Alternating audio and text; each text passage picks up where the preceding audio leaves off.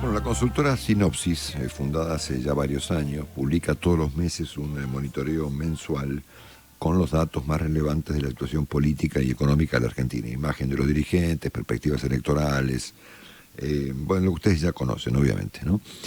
Y tal como han hecho otras consultoras, estas firmas, Sinopsis registró a principios de este año lo que hoy dice Clarín, el inédito apoyo que conseguía entonces el presidente Fernández, incluso de parte de toda la sociedad argentina, al comienzo de la pandemia, fines de marzo, me imagino a principios de abril y mayo. Sin embargo, la medición que se conoció ayer, que la difundió la propia firma Sinopsis y que tuvieron la gentileza de enviarme, revela datos bastante distintos a los que teníamos en ese momento del año. Así que es un gusto para nosotros saludar esta mañana a Lucas Romero.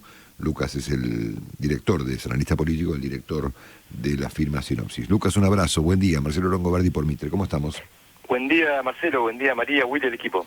Bueno, gracias hola. Por atendernos. Luego de esta brevísima presentación, contanos qué nos ofrece, a modo de información, este último trabajo presentado por ustedes ayer. Sí, a ver, es un trabajo de cierre de evaluación de este primer año de gestión de Alberto Fernández, y los resultados son resultados en términos generales negativos para el gobierno, para la imagen presidencial.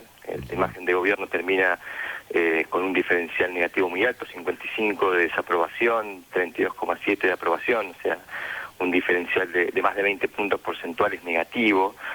Esa composición de imagen o de evaluación del gobierno es bastante parecida a cómo termina la imagen del presidente, con una imagen negativa de 53%, una imagen positiva de 34%, también allí diferenciales negativos de casi 20 puntos porcentuales, y te diría que el cuadro lo cierran las expectativas, ¿no? Que si bien hemos visto en estos últimos 2 meses una ligera recuperación del optimismo sobre el futuro, tanto sobre el futuro del país como el futuro personal, sigue predominando la mirada negativa o pesimista, siendo que el 55% de la gente cree que el país va a estar peor en un año, y tenemos una base de comparación bastante mala, que es este 2020.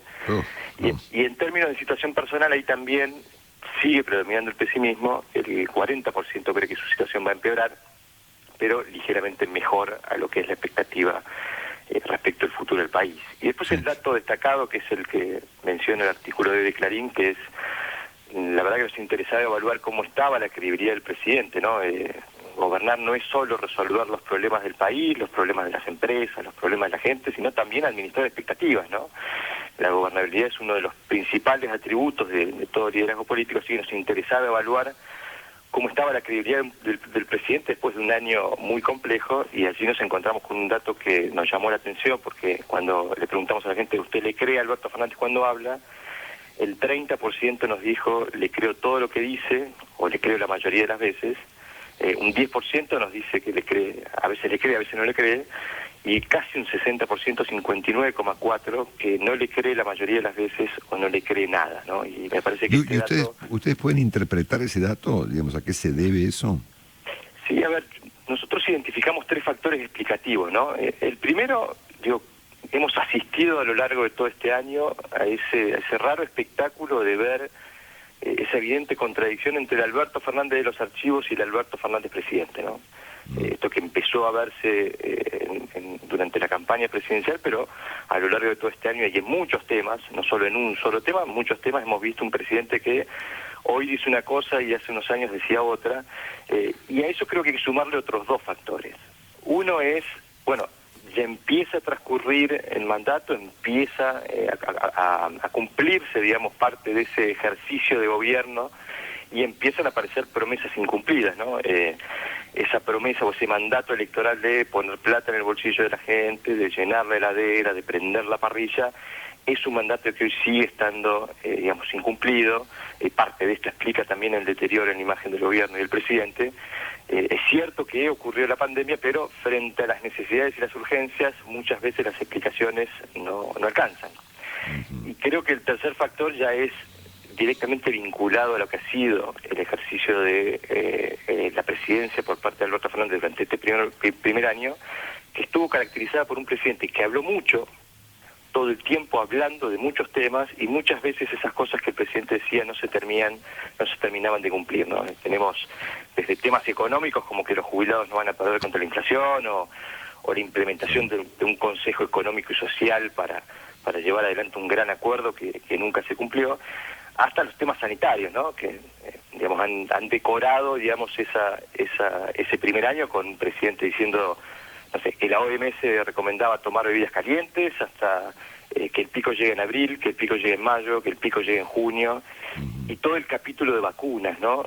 Un dato interesante, Marcelo, en noviembre, en nuestro estudio de noviembre, le preguntábamos a la gente cuándo creía que se iba a estar vacunando en Argentina, y el 20%, el 19 y monedas, nos decía que creía que en diciembre ya se iba a estar vacunando.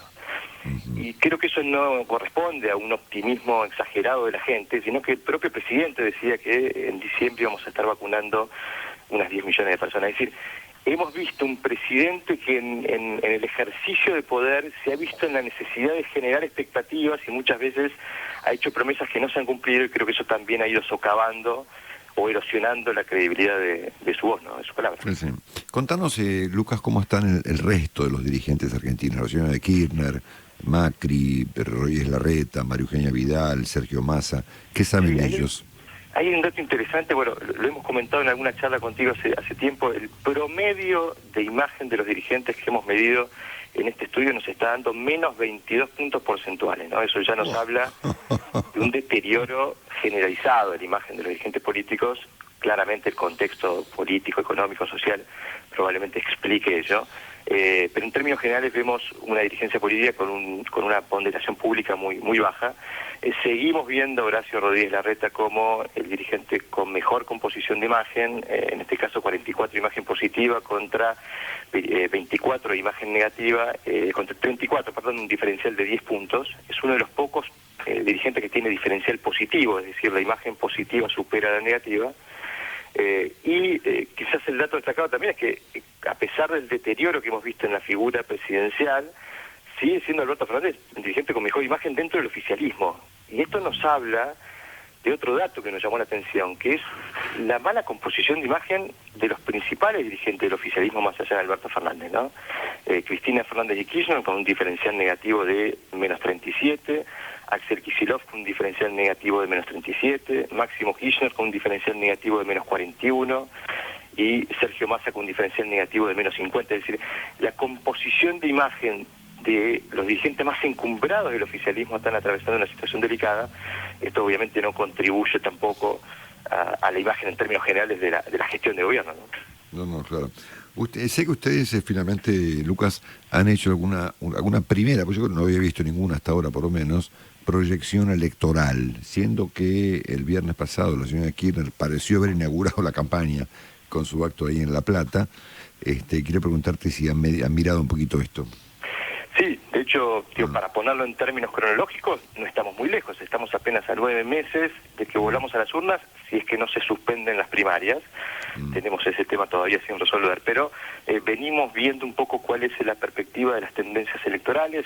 No teniendo la oferta electoral definida, le preguntamos a la gente si hoy fueran las elecciones, si estaría más inclinado a votar por el oficialismo o por una fuerza opositora, y venimos viendo una tendencia de voto opositor mayoritaria, ¿no? Porque el 57% nos dice que votaría una fuerza política opositora, un 34,1% que votaría el oficialismo, un 9% indeciso. Esta tendencia la hemos venido viendo en los últimos meses y marca un poco también cierta erosión en la base electoral del gobierno, ¿no? Claramente este primer año de gestión le ha producido una pérdida de apoyo electoral. Estimamos en nuestros números un 20% desencantados, llamamos nosotros, es decir, personas que votaron al Frente de Todos, pero si hoy fueran las elecciones votarían otra fuerza política.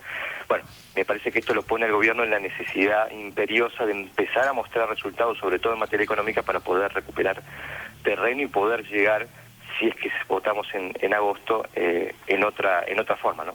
Habrá que ver qué oposición capitaliza eso, ¿no? Si la que estamos viendo, junta o separada, vaya a saber, u otro segmento de la política que por el momento no está visible, ¿no? Pero hay que tener cuidado, ¿no? Claramente ese número del 57% no nos está hablando de una oferta electoral unificada por el lado opositor, ¿no? Habrá que ver qué nivel de fragmentación tiene la oferta opositora y creo que eso va a terminar de darle forma a cómo se va a formar, digamos, la oposición en términos electorales para confrontar con el gobierno. Lucas, interesantísimo estos resultados, te mandamos un abrazo, gracias por atendernos y estamos en contacto pronto, felicidades y no hablamos. Gracias, Marcelo, un abrazo para todos, felicidades. Estamos escuchando a Lucas Romero, director de la firma Sinopsis.